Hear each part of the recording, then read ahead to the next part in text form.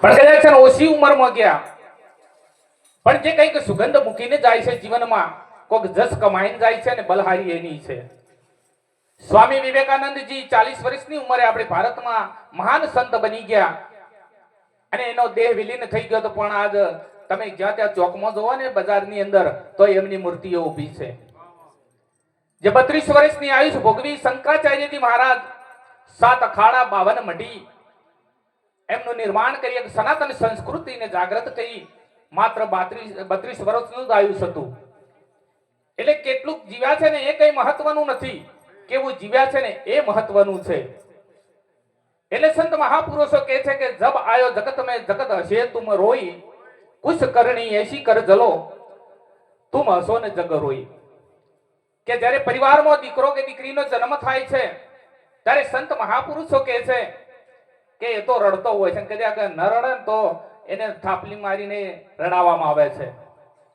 અને પૂરા પરિવારમાં હરખ હોય છે, આનંદ હોય છે. પણ કે આ જીવનમાં કંઈક એવું કરીને જજો કે તમે જીવનમાં આ મુક્ત થાવ ને ત્યારે હસતા હસતા જતા હોય, પણ તમારા એ સદગુણોને યાદ કરી જગત પાછળ રોતું હોય. એટલે જીવન એવું કરજો, જીવજો કે કોઈક પાછળ યાદ કરે. કારણ કે કેટલા દીકરા છે, હમણાં વાત થઈ, કેટલી જમીન છે, કેટલી જાગીરીઓ છે, એનો કોઈ મહત્વ નથી. કારણ કે આપણા બાઈ મીરા કહી જાય છે કે પાયો જી મેને રામ રતન ધન પાયો, ખર્ચ તના ખૂટે ચોર ન લૂટે ને બટત બટત સવાયો. રાજ વૈભવ હતો, એને કઈ ધન મિલકતની ખામી નથી, પણ એ મીરાબાઈએ કીધું છે કે મેં તો રામ રતન ધન, રામ નામનું રતન ભેગું કર્યું છે અને એને કે ચોર લૂંટી ન શકે. અને આ ધન કદાચ ચોર લૂંટી જાય ને તો એ ચોર ન રહે, કદાચ એ ચોર મટી જાય. એટલે એ ધન કમાવાની વાત કરી છે, નહીતર બીજું બધું તો પાપીના ઘેર હોય. આપણા સંત તુલસીદાસજી મહારાજે કહ્યું છે કે શુદ્ધ દારાવર લક્ષ્મી એ પાપી જન કે ઘર ભી હોય, પરંતુ સંત સમાગમ ઓર હરિભજન તુલસી દુર્લભ દોય. કે જમીન, દારા એટલે પત્ની, દીકરા, આ બધું તો કે જો પાપી હોય ને એના ઘરે હોય. પણ આવા ધર્મના માંડવા, હરિભજન અને આવા સંતોનો સમાગમ એ તો કોઈ ભાગ્યશાળીના ત્યાં હોય છે. એક જસરાજ સિંહ નામે દરબાર થઈ ગયા. રાજ વૈભવશાળી, બહુ સુખી હતા અને બહુ નામના પણ મેળવેલી દાનવીર હતા. ભૂખ્યાને ભોજન અને ઘણું દાન આપતા. એમની વાહ વાહ થઈ રહી હતી, પણ શેર માટીની ખોટ હતી. એટલે એક વખત આવા સંત મહાપુરુષો જોડે ગયા અને ઊંડાણથી ક્યાંક નિરાશા, કારણ કે સંત મહાપુરુષો છે ને એમની જોડે એવી દ્રષ્ટિ છે કે માણસને એ મુખ જોઈને કહી શકે કે આ આનંદમાં છે કે દુઃખમાં છે. એટલે સંત મહાપુરુષોએ કહ્યું કે જસરાજસિંહ, તારી બહુ નામના વધેલી છે, તું એક દાનવીર છે, ભૂખ્યાને ભોજન આપે છે, જેને જે જરૂર છે એ આપે છે, પણ તારા ઊંડાણે ઊંડાણે મને ક્યાંક નિરાશા દેખાય છે. એનું કારણ શું છે? ત્યારે જસરાજસિંહ કહે છે કે બાપુ બધું એ મજા છે, રાજ વૈભવ ઘણો છે, જાગીરીમાં કોઈ ખામી નથી, પણ શેર માટીની ખોટ છે, મને એટલે ઊંડાણથી નિરાશા દેખાય છે. કારણ કે સંત મહાપુરુષોનો આશય શું હોય છે કે માણસને દુઃખમાંથી બહાર કાઢવો. સંત મહાપુરુષો તો એને દુઃખ આપવા માંગે નહીં, એ દુઃખમાંથી બહાર કાઢવા વાળા છે. અને એટલે એ સંત જસરાજસિંહને કહે છે કે હે જસરાજસિંહ, કદાચ આ શરીર વાળો દીકરો જન્મે ને એ તો કાલ 60, 70, 80 વર્ષે મરી જાય, પણ તું આ જીવનમાં જે જસ કમાણો છે, સારું કાર્ય કરી અને જીવનમાં તું જે જસ કમાણો છે અને આ જસ રૂપી દીકરાને તે જન્મ આપ્યો છે ને એ કોઈ દિવસ મરવાનો નથી. એટલે જસરાજસિંહને આ સંત મહાપુરુષોએ કહ્યું, જસરાજ જસ દીકરો જન્મ્યો, ન મરે ને ન બુઢો થાય. કે આ જે જસ રૂપી દીકરાને તે જન્મ આપ્યો છે એ ઘડોય ન થાય અને મરેય નહીં અને મરવાય ના દે. કારણ કે જે જેના ઇતિહાસો આજ વાંચો, હજારો વર્ષ થઈ ગયા, ભલે દેહ કદાચ વિલીન થઈ ગયા, પણ આજ આપણે એને યાદ કરીએ છીએ, આ જીવતા છે. કાકોસિંહ પણ આપણે બધા એમ કહેતા હોય કે મરી ગયા, ના મરી નથી ગયા, નહીં તો આજ આ ધર્મના મોડવે ન બેઠા હોય. કારણ કે મહિમા એમનો છે, નામ અમર છે. બાકી નામ તો જીવે જ છે, કદાચ શરીર વિલીન થઈ જાય. એટલે જગતમાં આવ્યા છો તો કંઈક સારી નામના મેળવીને જજો. કારણ કે સુખની પાછળ માણસ દોડે છે, તો સુખની વ્યાખ્યા કરીએ તો સંત મહાપુરુષો એમણે કીધું કે આ બધી છે ને એની જરૂર છે. કોઈ સંત મહાપુરુષો એવું નથી કહેતા અમે ફેંકી તો નથી દેતા, પણ તજે સો મૂર્ખ ભોગવે સો ગમાર. કે કદાચ પરમાત્માએ તને આપ્યું છે પણ જો છોડી દે ને તો એ મૂર્ખ છે. કે કઈક પારસમણી કદાચ મળી હોય ને ફેંકી દે તો એ મૂર્ખ છે. પણ મારું કરી અને જો ભોગવે ને, જેમાં આસક્તિથી ભોગવે એ ગમાર છે, પણ વિગત કરી વાપરે ઉનકા મતા હે અપાર. એટલે સંત મહાપુરુષોએ એને વિગત કરીને વાપરવાનું કહ્યું છે. એટલે સુખ આપણે કહીએ કે આ જમીન જાગીરી એક ભૌતિક સુખ છે, જગત માટે એની જરૂર છે. બોધીને કામ કરજો, પણ કોઈનું ખોટું અહિત ન લેવાનું, કારણ કે સંત મહાપુરુષો એની સલાહ આપે છે. એટલે પહેલું સુખ એ છે, પણ એના ઉપરનું સંત મહાપુરુષોએ સુખ કીધું હોય તો એક શરીરનું સુખ છે. કદાચ છે કરોડો રૂપિયા પડ્યા હોય બેંકમાં, 100 વીઘા જમીન હોય, ઘેર ગાડીઓ હોય, બંગલા હોય, પણ શરીરથી સુખી ન હોય, કદાચ લકવો પડી ગયેલો હોય અને પડ્યા પડ્યા જો વણ તોડતા હોય એટલે કરોડો રૂપિયા શું કરવાના? એટલે એ ભૌતિક સુખ કરતા સંત મહાપુરુષે શરીરનું સુખ વધારે વર્ણવ્યું છે. અને એના કરતા વધારે સુખ હોય તો સંત મહાપુરુષે પારિવારિક સુખ કીધું છે, પરિવાર. કદાચ કરોડો રૂપિયા પડ્યા હોય, શરીરથી પણ રેડી હોય, પણ પરિવારમાં કદાચ દીકરા જો આડાવડા હેડતા હોય ને તો મા બાપને ઊંઘ ના આવે. કદાચ છે બાર કામ ધંધે ગયા હોય ને ઘેર ના આવે દીકરા માને ને બાપને ઊંઘ ના આવે. બોલો રૂપિયા છે, શરીરથી એ સાજા છે, પણ તોય ઉજાગરા બેઠવા જેવું થાય, નહીતર પેલા કાકા જેવું થાય. એનાથી ઉપરનું સુખ પહેલી વાત કહી દઉં તો આ સંત મહાપુરુષોનું સુખ છે. એટલે હું એમ કહું છું કે આજે કન્યાને એવું છે કે જમીન જાગીરી વાળો ભાગ્યશાળી, દીકરાઓ વાળો ભાગ્યશાળી, એવું નથી. ભાગ્યશાળી તો એ છે કે જેના જીવનમાં ભજન છે. નહીતર કોઈ ઘણાને બાર આપણા ઝુંપડપટ્ટી એમ જોતા હોય છે, ડઝન દીકરા હોય છે. તે એક કાકો હતા, એટલે 12 ગામ ગયા અને કાકો કે હવે મારે ઘેર જવાનું મોડું થાય છે. એટલે પેલા ઘરધણીએ ઘણી મનમાર કરી કે ભલા આદમી આજનો દિવસ રો, ઘણા દાડે આયા છો, તમારા ઘેર 7 છોકરા છે, તોય શું આટલું ઉતાવળ કરો છો? 7 છોકરા શાંતિ હશે કે પેલો કે થોડી એ નહીં કીચમ કે હાથે જેલમાં પડ્યા. એટલે વંશાવલી ક્યારે વધે? કદાચ છે ને દીકરા સારા પાકે. એટલે સંત મહાપુરુષો કહે છે કે કદાચ આવા ધર્મના માંડવા બાંધશો, કદાચ આવી જો સંતોની જોડે એમને સત્સંગમાં લાવશો તો કઈક ગુણ ઉતરશે.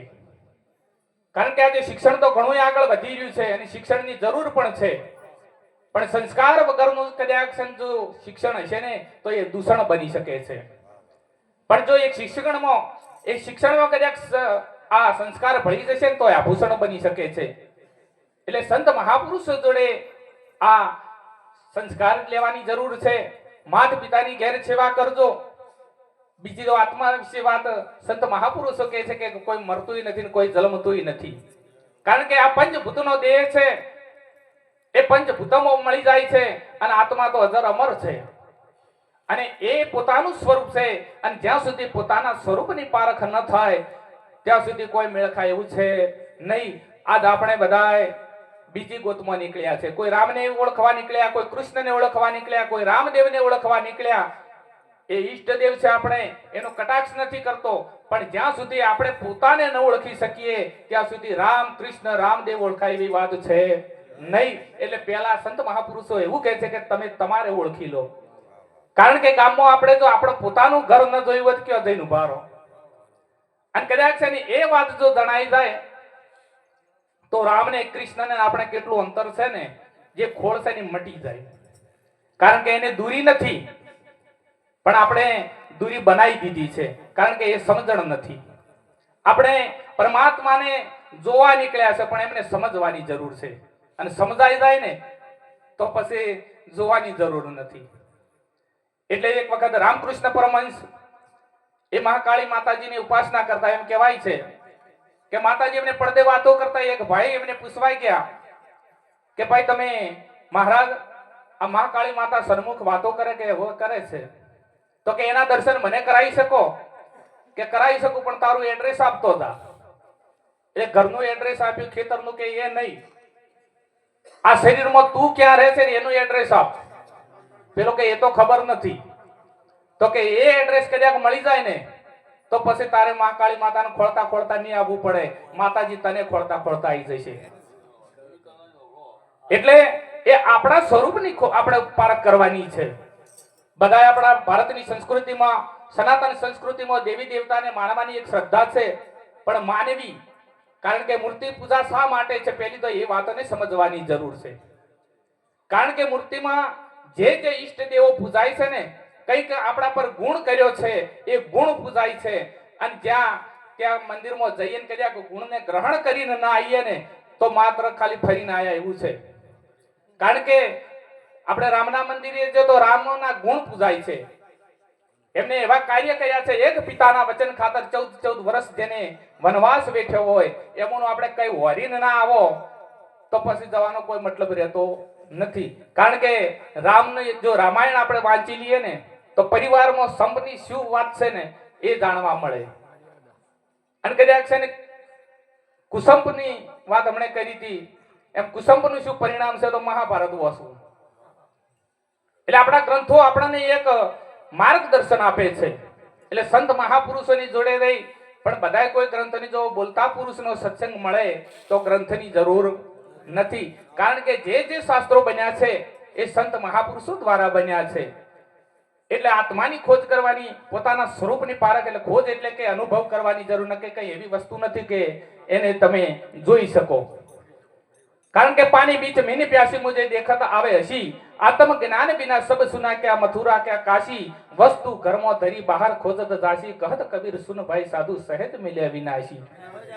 કારણ કે એના વિના કોઈ મેળ ખાય એવું નથી. એક મીરાબાઈ 5 વર્ષના હતા અને એમને દ્રઢ શ્રદ્ધા થઈ ગઈ.